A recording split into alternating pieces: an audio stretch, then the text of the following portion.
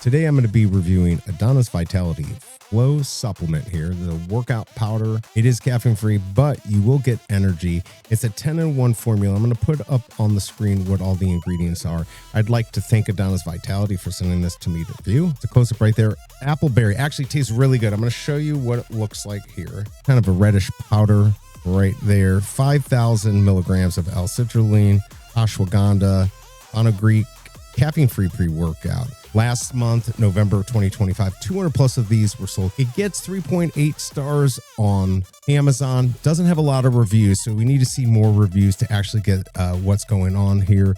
I like to see 4.4, so more people are gonna have to try it out. I liked it. I've tried these pre-workouts without caffeine. I need something that's a little bit lighter that will help me for workouts, but also not add to the craziness that I already have from the stimulants that I have to take.